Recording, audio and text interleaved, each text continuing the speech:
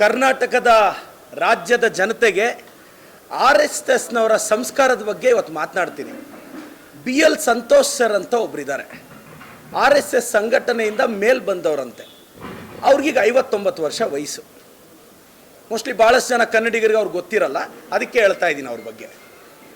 ಅವರು ಮೊನ್ನೆ ಭಾಷಣ ಬಿಗಿಯುವಾಗ ನಮ್ಮ ಮಲ್ಲಿಕಾರ್ಜುನ್ ಖರ್ಗೆ ಸಾಹೇಬರು, AICC ಅಧ್ಯಕ್ಷರು, ಈ ರಾಜ್ಯ ಕಂಡ ಮಹಾನ್ ವ್ಯಕ್ತಿ, 9 ಬಾರಿ ಗೆದ್ದವರು, ಕಲ್ಯಾಣ ಕರ್ನಾಟಕದ ಮಕ್ಕಳ ಭವಿಷ್ಯ ಚೆನ್ನಾಗಿರಲಿ ಅಂತ 371J ತಂದವರು, ಲೇಬರ್ ಮಿನಿಸ್ಟರ್ ಆಗಿ, ಎಜುಕೇಷನ್ ಮಿನಿಸ್ಟರ್ ಆಗಿ, ಟ್ರಾನ್ಸ್ಪೋರ್ಟ್ ಮಿನಿಸ್ಟರ್ ಆಗಿ, PWD ಮಿನಿಸ್ಟರ್ ಆಗಿ ಈ ರಾಜ್ಯವನ್ನು ಅಭಿವೃದ್ಧಿಯತ್ತ ಕೊಂಡೊಯ್ದು ಮಹಾತ್ಮ ಗಾಂಧೀಜಿ ಅಲಂಕರಿಸಿದ ಸೀಟಲ್ಲಿ ಕೂತ ಶ್ರೇಷ್ಠ ವ್ಯಕ್ತಿ ನಮ್ಮ ಮಲ್ಲಿಕಾರ್ಜುನ್ ಖರ್ಗೆ ಸಾಹೇಬರು.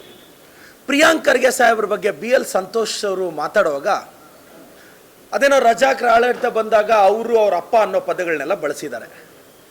BL ಸಂತೋಷ್ ಸರ್, ಸಂಸ್ಕಾರ ಅನ್ನೋದು ನೀವು ಪದೇ ಪದೇ ಹೇಳ್ತಿರ್ತೀರಲ್ಲ, ಅದೇನು ಸರ್ ನಿಮ್ಮ ಭಾಷಣದಲ್ಲಿ ಅವರು, ಅವರಪ್ಪ, ಇಂಥ ಪದಗಳು ಯಾಕೆ ಈ ಸೋಷಿಯಲ್ ಮೀಡಿಯಾದಲ್ಲಿ ಮೋದಿ ಅಂಧಭಕ್ತರಿಗೆ, ವಾಟ್ಸಪ್ ಯೂನಿವರ್ಸಿಟಿ ಪಿತಾಮಗಳಿಗೆ ಇದೆಲ್ಲ ಗೊತ್ತಾಗ್ತಿಲ್ವಾ?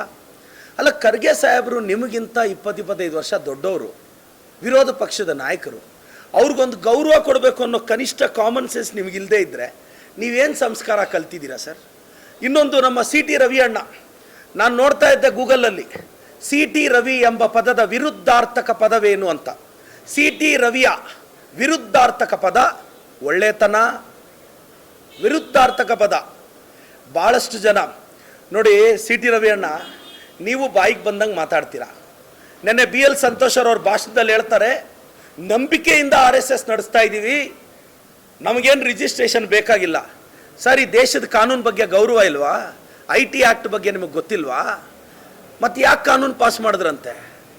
ಏನಾದರೂ ರಿಜಿಸ್ಟ್ರೇಷನ್ ಮಾಡಿ ನೀವು 106 ಕೋಟಿ ತಗೋಬೋದಾ? ಮತ್ತೆ ಅರ್ಗರ್ ತಿರಂಗ ಯಾತ್ರಾ ಸ್ಟಾರ್ಟ್ ಮಾಡಿದ್ರು BJP ಅವರು. ಸರ್, RSS ಕಚೇರಿಯಲ್ಲಿ ಆರಿಸಿ ಸರ್ ಫಸ್ಟು. ಅದೇನೋ ಮಾಡೋದೆಲ್ಲ ಅನಾಚಾರ, ಮನೆ ಮುಂದೆ ಬೃಂದಾವನ ಅನ್ನಂಗೆ ಆಗಿದೆ. BL ಸಂತೋಷ್ ಸಾಹೇಬರು, ನಮ್ಮ ಖರ್ಗೆ ಸಾಹೇಬ್ರು ಕ್ಷಮೆ ಕೇಳಬೇಕು. ನೀವೇನೋ ಏಕವಚನದಲ್ಲಿ ಮಾತಾಡಿದ್ದೀರಾ. BL ಸಂತೋಷ್ ಸರ್, ನೀವು ದೊಡ್ಡವರು, ನಿಮ್ಗೆ 58 ವರ್ಷ, ನನಗೆ 40 ವರ್ಷ. ನೋಡಿ, ನಾನು ನಿಮ್ಮನ್ನು ಸರ್ ಅಂತ ಇದ್ದೀನಿ, ಸಾಹೇಬ್ರೇ ಅಂತ ಇದ್ದೀನಿ. ನೀವು ಇದೇ ಪದಗಳನ್ನ ನಮ್ಮ ನಾಯಕರಿಗೆ ಕೊಡಿ ಅಂತ ನಾನು ವಿನಂತಿಸ್ತೇನೆ ಸರ್. Thank you.